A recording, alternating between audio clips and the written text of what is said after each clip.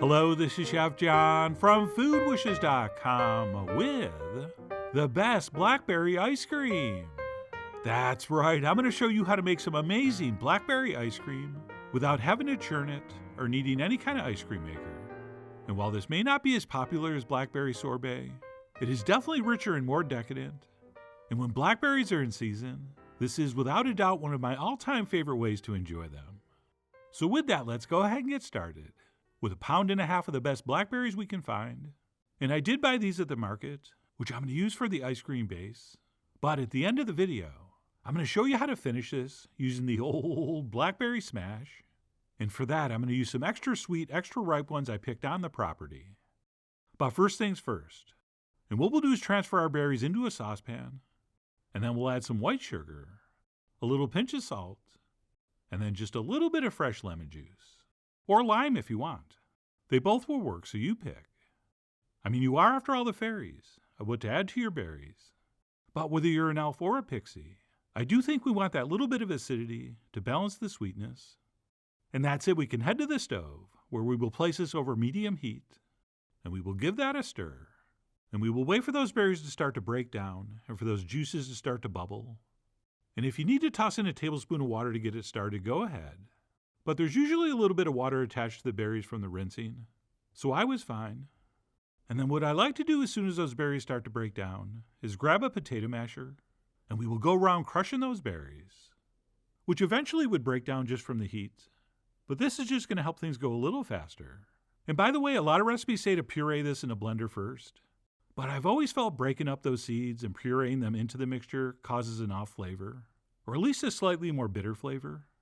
So I much prefer this method. And once this is finished, I want to be able to strain out all those seeds whole. And then what we need to do here is cook this until it reduces by about half. And guessing is fine, but to help us decide, I like to stick a spoon in to mark the level when we start. And then we can use that as a guide for when it's about half. Oh, and the heat setting is going to be up to you. All right, if you do this on high heat, it will reduce and thicken a lot faster, but you will have more splattering. And theoretically, you could scorch the bottom, or we could just keep it on medium, which will take longer, but with less splattering and no danger of burning it. But either way, like I said, we want to reduce this by about half, which by the looks of this spoon level, I'm just about there. And once we decide that has cooked down enough, we'll remove it from the heat, and we'll pass that through a fine mesh strainer, which is going to catch all those seeds and any other fibrous bits. Right, nobody's ever eaten blackberry ice cream and said, this is good, but I wish it had more fibrous bits. So this is a key step. And once everything's passed through that will possibly pass through, we will add in 1 can of sweetened condensed milk, which is not to be confused with evaporated milk. Okay, be careful, they're right next to each other in the store. And we can also at this point add our vanilla extract, the pure and the real. And what we'll do is take a whisk and mix that in. And besides adding flavor and sweetness, this is also going to help cool down our freshly made blackberry syrup, but not quite cool enough. Okay, before we can use this wildly colored mixture, we need it to be fully chilled. So what we'll do is transfer that into the fridge for at least an hour. Or of course, if you're in a hurry, you could put that over an ice bath. But either way, make sure that's nice and cold before you move on to this next step, which is to pour 2 cups of heavy cream into a chilled bowl. And then either by hand or with a mixer, we will beat this cream until it reaches medium stiff peaks. And it sounds like weird advice to tell you not to accidentally make butter, but that is exactly what I'm going to tell you. Okay, if we overwhip this cream, it will break and the fat will separate, and you will literally end up with butter. In fact, to see that, go check out our How to Make Butter video. But anyway, the point is when our whipped cream looks like this, and it retains its shape and will hold a nice sharp mark, we will stop and grab our chilled blackberry mixture, and we'll transfer about half of our whipped cream into the bowl. And then we'll use a whisk to gently, but not too gently, mix it in, because all we're doing with this first addition of whipped cream is using it to aerate and lighten the blackberry mixture, so that when we fold in the rest with a spatula, it will hang on to enough of those microscopic air bubbles to give our ice cream the perfect post-freeze texture, which, by the way, is the key to a no-churn method. Usually those air bubbles are created while it churns, but we are skipping that step. So what we'll do, like I said, is use our whisk to mix that in until that cream just about disappears, at which point we can transfer in the rest.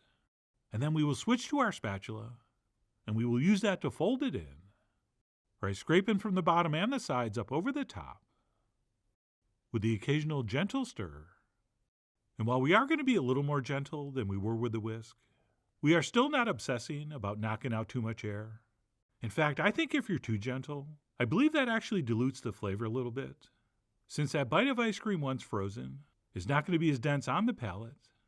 So what I'm trying to say is fold this in fairly gently, but do not stress, since really all we're trying to end up with is a nice, light, relatively fluffy but pourable batter.